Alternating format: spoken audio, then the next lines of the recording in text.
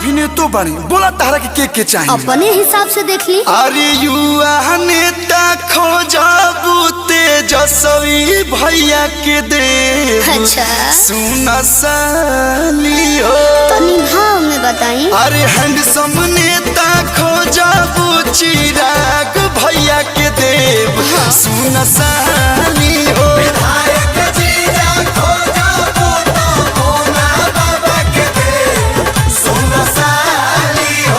और कुछ गावो सरे।